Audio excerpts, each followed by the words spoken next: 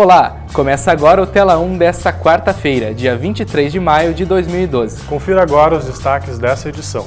Governo Federal divulga a situação das obras para a Copa de 2014.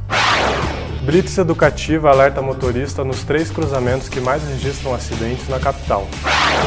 E uma entrevista com o criador do esporte Futsac, Marcos Juliano Offenbach. Uma espécie de futevôlei, só que em dimensões reduzidas.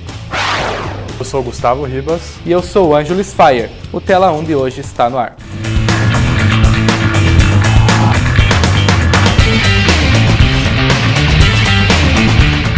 O governo federal divulgou a situação das obras para a Copa do Mundo. Faltam 2 anos para o início da Copa do Mundo e apenas 5% das obras previstas estão concluídas. O governo federal divulgou nesta quarta-feira um balanço das 101 obras que devem ser feitas até o início do evento. Do total de obras, 54% estão em andamento, 41% não começaram e 15% das obras que não tiveram início ainda estão em elaboração do projeto.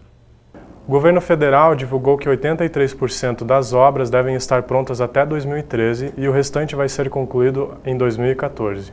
O Ministério da Saúde divulgou nesta terça-feira uma pesquisa que revela que o abuso sexual é o segundo tipo de violência mais característica em crianças de até 9 anos, ficando atrás apenas de notificações de negligência e abandono. Os dados apontam também que 22% dos casos foram registrados em menores de 1 ano e que mais de 64% das agressões ocorreram nas residências das crianças, sendo o provável autor da violência alguém do convívio próximo da vítima, como o pai, a mãe, parentes, amigos ou vizinhos. Acontece nessa semana a Blitz educativa. Com a utilização de placas e cones, os agentes de trânsito fiscalizam alguns cruzamentos da cidade. Até sexta-feira, o Batalhão de Polícia de Trânsito e a Secretaria de Trânsito desenvolvem a Operação Blitz Educativa. Ela tem o objetivo de sinalizar os 3 cruzamentos com maiores índices de acidentes em Curitiba.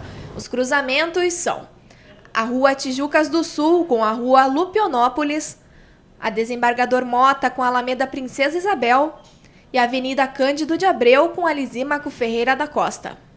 A intenção é alertar os motoristas sobre os acidentes que ocorrem nestes cruzamentos e orientá-los a ter mais atenção para dirigirem nestes locais. Os agentes, além de alertar os motoristas sobre os cruzamentos, também fiscalizam irregularidades e podem multar.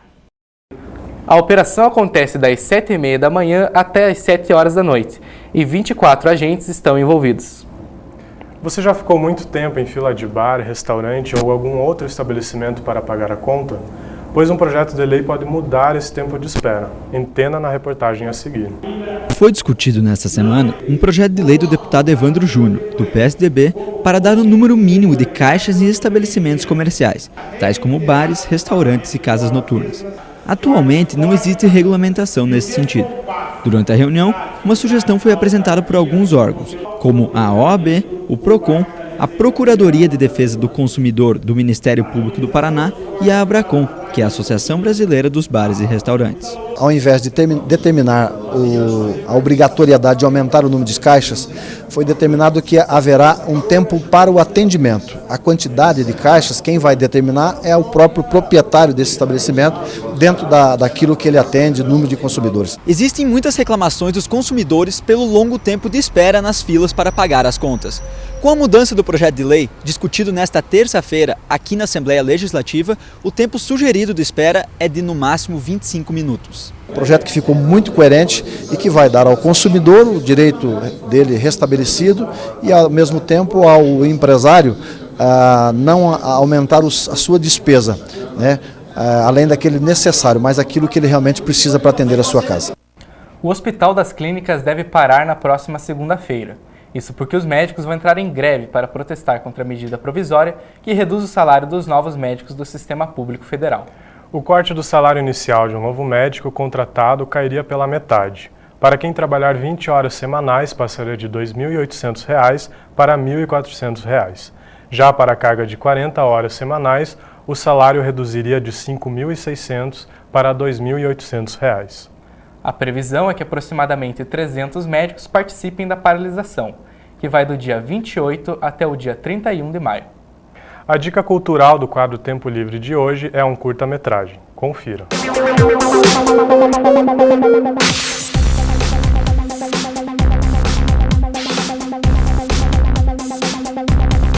Oi pessoal, meu nome é Roberto Pérez, eu sou diretor na produtora Lúdica Filmes. A gente trabalha com produção de filmes publicitários e curta-metragens, também algumas coberturas de evento. Nos meus horários vagos eu gosto de bastante filmes, curtas-metragens, documentários. Inclusive eu vou indicar para vocês aí um curta-metragem da República Brasileira, uma produtora. Eles fizeram um curta-metragem com o Celton Mello, com o seu Jorge, que chama-se Tarantino's Mind.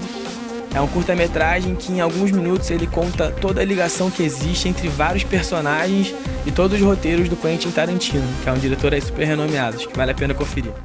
Vamos falar do tempo. Curitiba amanheceu ensolarada, mas o céu ficou com muitas nuvens durante o dia todo. Amanhã deve continuar nublado e pode chover na capital. A temperatura fica entre 13 e 18 graus. No litoral também muitas nuvens e pancadas de chuva. A mínima é de 19 graus e a máxima de 22. O quadro Tela Periferia dessa semana traz uma conversa com a atriz e cantora Flávia Sabino. Ela é filha do compositor paranaense Catito, que foi entrevistado na segunda edição do quadro.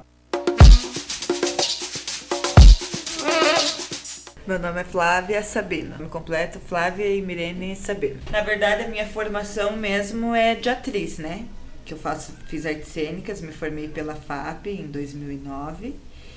E o canto eu comecei por intermédio do meu pai. A gente só cantava em casa, assim, ele fazia as gravações minhas e do meu irmão, mas nunca assim de cantar ao vivo. Aí, uma vez ele tanto insistiu, né, que o Sombra, o Candeeiro, convidou ele para fazer um show lá no Guairim, em 2008, na semana de comemoração da consciência negra. E daí ele pediu se eu não queria cantar, né? Eu falei, se você me ensaiar direitinho e for uma música, eu canto, né? Morrendo de medo. Isso foi em 2008, assim. E daí a gente começou a ensaiar, acabou que eu cantei o show inteiro, assim, com ele. A nossa família, ela é muito musical, né? Eu acho que a música sempre teve presente, assim, a vida inteira.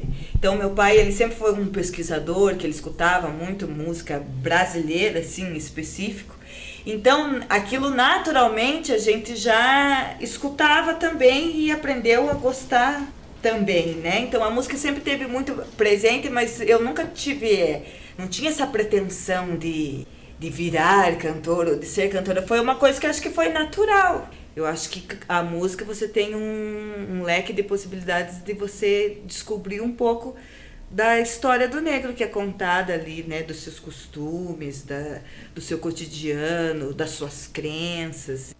Já é madrugada, noite enluarada, e você deve saber, lararaia, que o tempo voa, mas a vida é boa, pra quem sabe viver.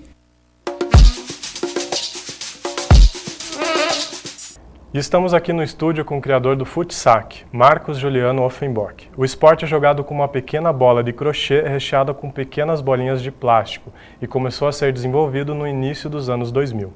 Agora se prepara para ser oficialmente reconhecido pelo Ministério dos Esportes. Bem-vindo, Marcos. Muito obrigado. Eu queria que você explicasse um pouquinho o que é o Futsac. Então, o Futsac ele vem a ser uma espécie de futevôlei, só que em dimensões reduzidas. Ele é praticado numa quadra de 5 metros de largura por 10 metros de comprimento, com uma rede de 1,5 metro de altura. E você joga com uma bolinha de crochê, que nem você mencionou, com plástico granulado, e se joga numa modalidade individual ou duplas. São 3 sets até 21 pontos corridos sem vantagem, e teu objetivo é derrubar a bolinha no campo adversário. E ele agora se prepara para ser oficializado como esporte oficialmente criado no Brasil.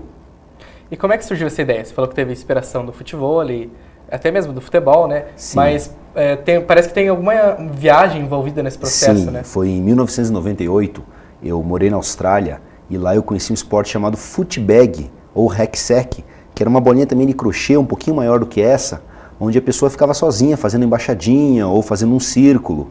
E até hoje eu tô lembrado que o meu colega de quarto, que era da Nova Zelândia, ele morava comigo e ele me mostrou esse footbag.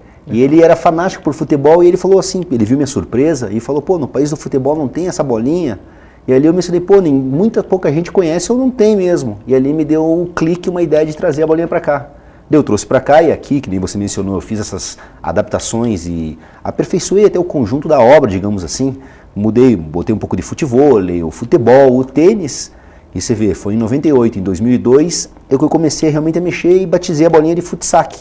E até era um nome em inglês, era futsac em inglês. E agora está brasileirando para fute de futebol e saque de atendimento ao consumidor. E o nome do esporte agora vai se chamar futebol de saco. Então até o futebol de saco vai ser um esporte oficialmente curitibano, paranaense e brasileiro. Legal. E em 2007 foi que aconteceu o primeiro campeonato oficial, né? Oficial. E o que mudou de lá para cá, assim? Olha que interessante. Até esse daí, em 2007, a gente tinha formatado todas as regras. Eu construí até a primeira quadra hoje, que é no quintal, digamos, do meu escritório. A gente fez de grama sintética ali, que nós formatamos as regras. E foi dia 14 de abril de 2007 que eu fiz esse primeiro campeonato. Reuni 14 atletas que eram amigos meus, reuni um juiz da Federação Paranaense de Futebol de Salão, expliquei as regras para ele. E foi impressionante que nesse primeiro campeonato a gente viu que existia um esporte mesmo, que existia toda uma jogabilidade. Daí, em 2008, nós começamos a difundir esse esporte em Santa Catarina, na cidade de Itapema, em Blumenau. Em 2009, nós montamos a Federação Paranaense de Futebol de Saco, de Futsac. Em 2010, foram construídas as primeiras quadras no Parque Barigui. E em 2011, ano passado, a gente oficializou o esporte. O governo do estado do Paraná e a Prefeitura de Curitiba reconheceram como esporte criado aqui. E agora em 2012 a gente acabou de montar a Confederação Brasileira de Futsac. O processo está com o Ministério dos Esportes para eles aceitarem, homologarem como esporte brasileiro. E a gente imagina que é uma grande vitória, porque eles reconhecendo como esporte brasileiro, a gente vai poder entrar com projetos de captação de lei de incentivo fiscal, incentivo ao esporte, e colocar quadras, centros de treinamentos no Brasil inteiro. E uma coisa interessante do futsac é que ele é um esporte barato. Você tendo uma área ali, pode ser concreto, lajotinha, ou mesmo grama, você pinta as linhas, chumba as traves, e a bolinha custa na faixa de R$10. Então é um esporte de fácil implantação. Inclusive a gente já tem vários colégios da rede municipal implantados, alguns colégios públicos e particulares. E como é feita a confecção da bolinha? Esse é um lado... sabendo que no começo você mesmo produzia, né? Sim, olha que interessante, né? Como eu trouxe essas primeiras bolinhas, foi em 98, da Austrália, e naquela época, ali em 99, o comércio na internet não era muito difundido, era difícil você comprar um produto do outro lado do mundo, mesmo porque até não existiam lojas que vendiam. E eu peguei pela internet, como as primeiras eu trouxe de crochê, eu mesmo comecei a costurar essas bolinhas. Daí eu tive que aprender a fazer crochê. E eu discutia com as senhoras, com as crocheteiras, com as tiazinhas, Não, eu quero 4 pontos baixos, 4 correntes, ponto baixo sem laçada. Tive que entrar no mundo da costura. E eu cheguei mesmo a costurar sozinho mais de 300 bolinhas. Daí o legal é que depois eu montei, como essas senhoras me ajudaram, eu montei uma associação curitibana de crochê em 2005. E hoje ela conta com 150 senhoras associadas, são senhoras de baixa renda, que moram na periferia da cidade, que vêm até a empresa, recebe o treinamento, leva o material para casa e faz as bolinhas. Então tem um lado todo social, de complemento de renda, que a gente produz essas bolinhas aqui com esse lado, com essas mãos de obra dessas crocheteiras. E esse foi o Marcos Juliano Offenbock, o criador do futsac. Obrigado pela presença, Juliano. Muito obrigado a todos vocês. E o Tela 1 de hoje fica por aqui. Nós agradecemos a sua companhia e amanhã estamos de volta. Até amanhã. Até lá.